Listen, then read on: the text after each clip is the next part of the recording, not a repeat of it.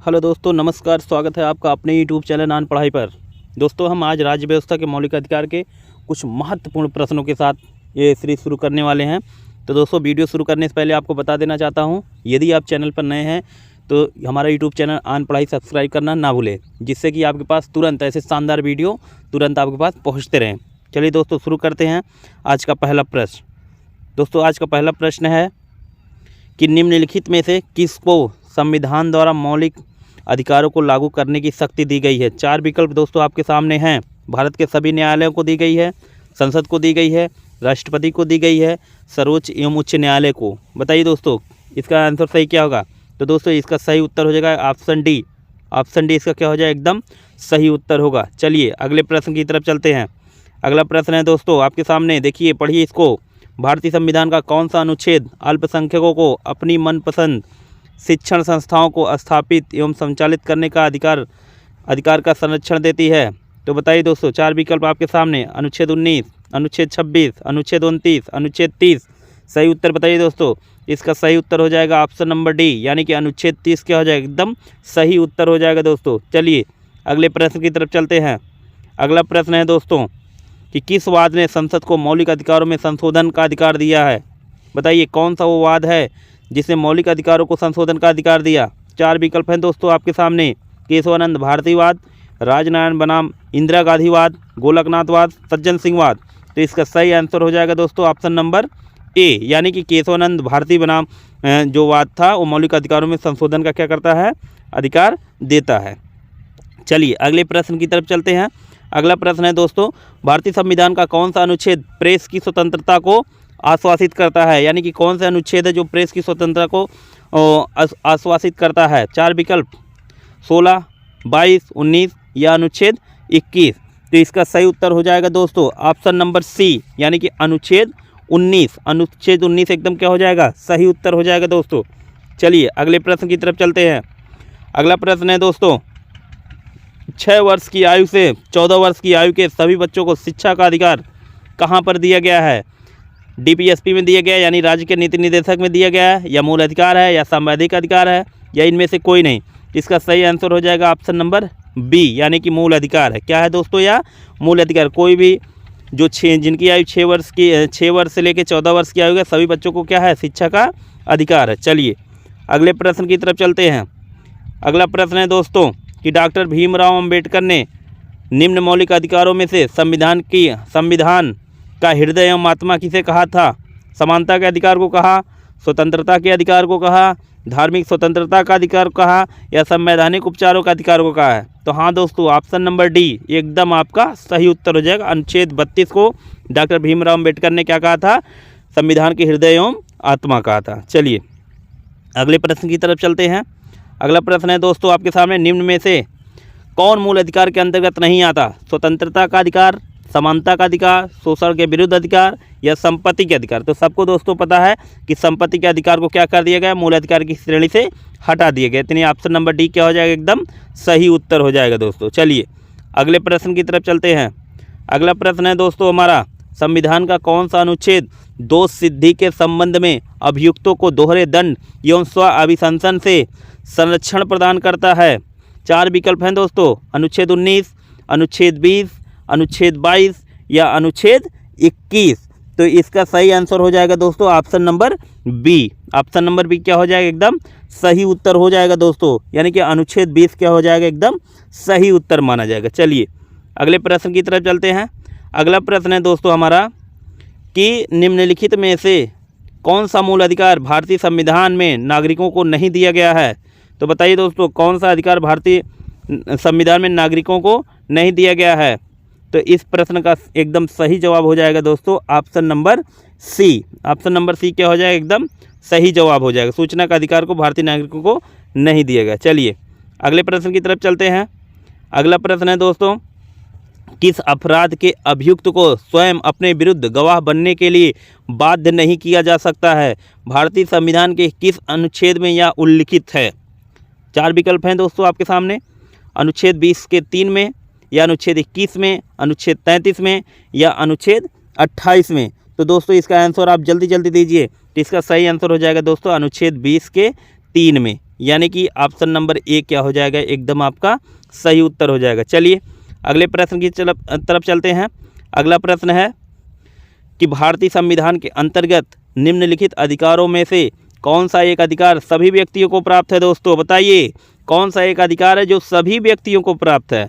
विधि के समान संरक्षण का, भेदभाव के विरुद्ध अधिकार का, स्वतंत्रता के अधिकार का, या सांस्कृतिक एवं शैक्षणिक अधिकार का। तो दोस्तों इसका सही आंसर हो जाएगा ऑप्शन नंबर ए, यानी कि विधि के समान संरक्षण का अधिकार सभी नागरिकों को प्राप्त है। चलिए अगले प्रश्न की तरफ चलते हैं।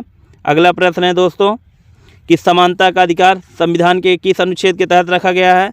समानता का अधिकार अनुच्छेद संविधान के किस अनुच्छेद में रखा गया है? अनुच्छेद 14 में, अनुच्छेद 15 में, अनुच्छेद 16 में, या उपरोक्त सभी। तो यानी कि क्या हो जाएगा दोस्तों, समानता का अधिकार को अनुच्छेद 14, 15 एवं 16 तीनों में रखा गया है। तो क्या हो जाएगा ऑप्शन नंबर डी क्या हो जाएगा आपका सही उत्तर हो जाएगा। चलिए अगले प्रश्न की तरफ चलते हैं। अगला प्रश्न है दोस्तों आपके सामने, भारतीय संविधान द्वारा प्रदत्त निम्न में से कौन सा अधिकार गैर नागरिकों को भी दिया गया है। बताइए दोस्तों, गैर नागरिक जो भारत की नागरिकता नहीं प्राप्त किए हैं, ऐसी कौन सा अधिकार है जो गैर नागरिकों को दिया गया। चार विकल्प आपके सामने, अभिव्यक्ति की स्वतंत्रता, देश के किसी भाग में घूमने या बसने का अधिकार, संपत्ति अर्जित करने का अधिकार, या संवैधानिक उपचार का अधिकार। तो बताइए दोस्तों इसका सही उत्तर क्या हो जाएगा। इसका सही उत्तर हो जाएगा दोस्तों ऑप्शन नंबर डी, यानी संवैधानिक उपचारों का अधिकार जो है वो गैर नागरिकों को भी क्या किया गया है, प्रदान किया गया है। चलिए अगले प्रश्न की तरफ चलते हैं। अगला प्रश्न है दोस्तों, भारतीय संविधान के अनुच्छेद 25 में प्रयुक्त अनुच्छेद 25 में प्रयुक्त हिंदू शब्द किसे सम्मिलित नहीं करता है। अनुच्छेद 25 में दोस्तों हिंदू शब्द जो डिनोट किया गया है किसको सम्मिलित उसमें नहीं करता है। बौद्ध को नहीं करता, जैन को नहीं करता, पारसी को नहीं करता, या सिख को नहीं करता। तो बताइए दोस्तों, बहुत ही शानदार जो क्वेश्चन है, इसका सही आंसर हो जाएगा ऑप्शन नंबर सी, पारसी को। उत्तर क्या हो जाएगा आपका, पारसियों को हिंदू शब्द में क्या किया, सम्मिलित नहीं किया गया। चलिए अगले प्रश्न की तरफ चलते हैं। अगला प्रश्न है दोस्तों आपके सामने, निम्न में से कौन सा एक अधिकार राष्ट्रीय आपातकाल तक में भी समाप्त या सीमित नहीं किया जा सकता। राष्ट्रीय आपातकाल में भी बताइए कौन सा एक अधिकार है जो समाप्त नहीं किया जा सकता। चार विकल्प, देश के किसी भाग निवास तथा बसने की स्वतंत्रता का अधिकार, या व्यक्तिगत स्वतंत्रता तथा जीवन का अधिकार। ऑप्शन नंबर सी है भारत के संपूर्ण क्षेत्र में आबाद भ्रमण की स्वतंत्रता का अधिकार, या वृत्ति उपजीविका की स्वतंत्रता का अधिकार। बताइए दोस्तों इसका सही उत्तर क्या हो जाएगा। तो इसका सही उत्तर हो जाएगा दोस्तों ऑप्शन नंबर बी, व्यक्तिगत स्वतंत्रता तथा जीवन का अधिकार। इसका क्या हो जाएगा, सही उत्तर हो जाएगा। चलिए अगले प्रश्न की तरफ चलते हैं। अगला प्रश्न है दोस्तों आपके सामने। अगला प्रश्न है, निम्नलिखित में से कौन सा मूल अधिकार विदेशी नागरिकों को प्राप्त है, नहीं प्राप्त है, सॉरी देखिएगा कि कौन सा एक मूल अधिकार है जो विदेशी नागरिकों को नहीं प्राप्त है। चार विकल्प हैं दोस्तों, विधि के समक्ष समानता, अभिव्यक्ति की स्वतंत्रता की समाप्ता अधिकार, या प्राण एवं दैहिक स्वतंत्रता का अधिकार, या शोषण के विरुद्ध अधिकार। बताइए कौन सा अधिकार है जो विदेशी नागरिकों को नहीं प्राप्त है। तो ऑप्शन नंबर बी क्या हो जाएगा दोस्तों, एकदम सही हो जाएगा। अभिव्यक्ति की स्वतंत्रता का अधिकार विदेशी नागरिकों को प्राप्त नहीं है। चलिए अगले प्रश्न की तरफ चलते हैं। अगला प्रश्न है दोस्तों, बहुत ही बार पूछा गया है प्रतियोगी परीक्षाओं में, भारतीय नागरिकों के मौलिक अधिकारों का वर्णन कौन से अनुच्छेद से लेकर किस अनुच्छेद तक किया गया है। तो चार विकल्प, 12 से 35, 13 से 36, 16 से 40, या 36 से 51। इसका सही उत्तर हो जाएगा दोस्तों अनुच्छेद 12 से 35। ऑप्शन नंबर 1 क्या हो जाएगा, एकदम सही उत्तर हो जाएगा। चलिए अगले प्रश्न की तरफ चलते हैं दोस्तों। अगला प्रश्न है हमारा कि भारतीय संविधान के अनुच्छेद 25 का संबंध किससे है। भारतीय संविधान के अनुच्छेद 25 का संबंध किससे है। समानता के अधिकार से है, संपत्ति के अधिकार से है, अल्पसंख्यकों की सुरक्षा से है, धर्म की स्वतंत्रता से है। बताइए चार विकल्प आपके सामने हैं दोस्तों। तो क्या हो जाएगा इसका सही उत्तर, धर्म की स्वतंत्रता। ऑप्शन नंबर डी क्या हो जाएगा, एकदम सही उत्तर हो जाएगा। चलिए अगले प्रश्न की तरफ चलते हैं। अगला प्रश्न है दोस्तों कि मौलिक अधिकारों के अंतर्गत कौन सा अनुच्छेद बच्चों के शोषण से संबंधित है। अनुच्छेद 17, अनुच्छेद 18, अनुच्छेद 23, अनुच्छेद 24। तो इसका सही उत्तर हो जाएगा अनुच्छेद नंबर 17। ऑप्शन नंबर ए क्या हो जाएगा, एकदम सही उत्तर हो जाएगा। चलिए अगले प्रश्न की तरफ चलते हैं। अगला प्रश्न है दोस्तों कि संविधान के किस अनुच्छेद द्वारा सिखों द्वारा कृपाण धारण करना धार्मिक स्वतंत्रता का अंग माना गया है। दोस्तों जो सिख धर्म में कृपाण धारण करने की स्वतंत्रता कौन से अनुच्छेद में निहित की गई है, किस अनुच्छेद के तहत यह है। तो ऑप्शन नंबर क्या हो जाएगा बी, अनुच्छेद 25 के अंतर्गत सिख जो है कृपाण धारण कर सकते हैं। चलिए अगले प्रश्न की तरफ चलते हैं। अगला प्रश्न है दोस्तों कि जब सर्वोच्च न्यायालय किसी व्यक्ति अथवा संस्था को उसके दायित्व के निर्वहन हेतु लेख जारी करता है तो उसे क्या कहते हैं। कह रहा है दोस्तों, जब सर्वोच्च न्यायालय किसी व्यक्ति अथवा संस्था को उसके दायित्व के निर्वहन हेतु लेख जारी करता है तो उसे क्या कहते हैं।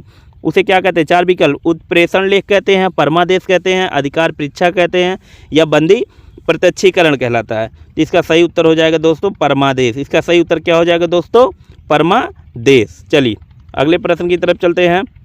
अगला प्रश्न है दोस्तों कि भारतीय संविधान में अस्पृश्यता उन्मूलन से संबंधित कौन सा अनुच्छेद बहुत ही इम्पोर्टेंट कई प्रतियोगी परीक्षाओं में पूछा गया यह सवाल है। तो इसका सही उत्तर हो जाएगा दोस्तों अनुच्छेद नंबर 17। इसका सही उत्तर क्या हो जाएगा दोस्तों, अनुच्छेद नंबर 17। चलिए अगले प्रश्न की तरफ चलते हैं। अगला प्रश्न है दोस्तों कि संपत्ति के मौलिक अधिकार को कब समाप्त किया गया था। पहले दोस्तों संपत्ति का अधिकार जो था वह मौलिक अधिकार की श्रेणी में आता था, लेकिन 1978 में संविधान के 44वें संशोधन द्वारा इसे क्या कर दिया गया, इसे कानूनी अधिकार या विधिक अधिकार की श्रेणी में शामिल कर दिया गया। यानी कि ऑप्शन नंबर 1 क्या हो जाएगा, एकदम सही उत्तर हो जाएगा दोस्तों। चलिए अगले प्रश्न की तरफ चलते हैं। अगला प्रश्न है दोस्तों कि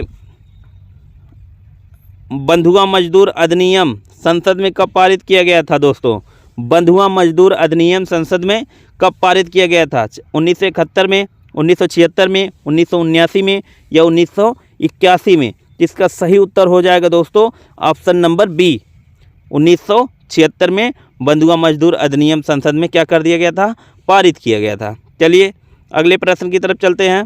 अगला प्रश्न है भारतीय संविधान का कौन सा अनुच्छेद व्यक्ति के विदेश यात्रा के अधिकार को संरक्षण प्रदान करता है। बताइए, व्यक्ति जो विदेश यात्रा करते हैं कौन सा अनुच्छेद है जो उसे क्या करता है, संरक्षण प्रदान करता है। अनुच्छेद 14, अनुच्छेद 19, अनुच्छेद 21 या कोई नहीं। तो इसका सही उत्तर हो जाएगा दोस्तों ऑप्शन नंबर सी, यानी कि अनुच्छेद 21 क्या करता है, विदेश यात्रा के संरक्षण को क्या करता है या प्रदान करता है। चलिए अगले प्रश्न की तरफ चलते हैं। अगला प्रश्न है दोस्तों भारतीय संविधान के अनुच्छेद 13 का मुख्य उद्देश्य निम्नलिखित में से किसके संदर्भ में संविधान की सर्वोच्चता सुनिश्चित करता है। किसके बताइए, अनुच्छेद 13 का मुख्य उद्देश्य क्या है कि किसके संदर्भ में यह संविधान की सर्वोच्चता सुनिश्चित करता है। राज्य के निर्देशी निर्देशक तत्व के, मौलिक अधिकार के, मौलिक कर्तव्य के, या उपरोक्त सभी के। तो इसका सही आंसर दोस्तों हो जाएगा ऑप्शन नंबर क्या कह रहा है कि अनुच्छेद 13 मुख्य उद्देश्य निम्नलिखित में से किसके संदर्भ में संविधान की सर्वोच्चता सुनिश्चित करता है। तो इसका सही आंसर दोस्तों हो जाएगा मौलिक अधिकार। क्या हो जाएगा इसका, मौलिक अधिकार। चलिए अगले प्रश्न की तरफ चलते हैं। अगला प्रश्न है दोस्तों संविधान के किस अनुच्छेद के अंतर्गत शिक्षण संस्थाओं में जिसमें गैर सरकारी व गैर अनुदान प्राप्त भी सम्मिलित हैं, अन्य पिछड़ा भी है, अनुसूचित जाति व अनुसूचित जनजाति हेतु आरक्षण की सुविधा प्रदान की गई है। चार विकल्प हैं दोस्तों आपके सामने, अनुच्छेद 15(4), अनुच्छेद 15(5), अनुच्छेद 16(4) या अनुच्छेद 16(5). तो इसका सही आंसर जो हो जाएगा अनुच्छेद 15(5). क्या हो जाएगा इसका सही आंसर, अनुच्छेद 15(5), यानी कि क्या हो जाएगा ऑप्शन नंबर बी एकदम सही उत्तर हो जाएगा दोस्तों। चलिए अगले प्रश्न की तरफ चलते हैं कि प्रत्यक्ष बंदीकरण अधिनियम के अंतर्गत एक व्यक्ति बिना मुकदमा चलाए बंदी कितने दिनों तक, कितने माह तक बंदी बनाया जा सकता है दोस्तों, 1 माह, 3 माह, 6 माह या 9 माह। तो इसका सही उत्तर हो जाएगा दोस्तों 3 माह। ऑप्शन नंबर बी क्या हो जाएगा, एकदम सही उत्तर माना जाएगा। चलिए अगले प्रश्न की तरफ चलते हैं। अगला प्रश्न है दोस्तों कि बंदी बनाए गए व्यक्ति के मौलिक अधिकारों की रक्षा किस अनुच्छेद में प्रदान की जाती है। जो बंदी बनाए गए व्यक्ति उसके मौलिक अधिकारों की रक्षा कौन से अनुच्छेद में दी गई है, अनुच्छेद 15, 17, 21 या 22। तो इसका सही उत्तर हो जाएगा दोस्तों क्या, इसका सही उत्तर हो जाएगा अनुच्छेद नंबर 17 में, जो अस्पृश्यता के अंत का भी क्या करता है, पालन करता है। ठीक है ना। चलिए अगले प्रश्न की तरफ चलते हैं। अगला प्रश्न है दोस्तों भारतीय संविधान में न्यायिक पुनरावलोकन का आधार क्या है। वैधिक प्रक्रिया है, विधि द्वारा स्थापित प्रक्रिया है, दृष्टांत और समय है, या उपर्युक्त में से कोई नहीं। इसका सही उत्तर हो जाएगा दोस्तों विधि द्वारा स्थापित प्रक्रिया। हाँ दोस्तों, आज मौलिक अधिकार से संबंधित जो महत्वपूर्ण प्रश्न है आपके सामने लाए गए और दोस्तों यदि वीडियो अच्छा लग रहा हो तो वीडियो को लाइक और कमेंट करना ना भूलें। और चैनल पर दोस्तों यदि आप नए हैं तो चैनल को सब्सक्राइब करना कतई ना भूलें दोस्तों।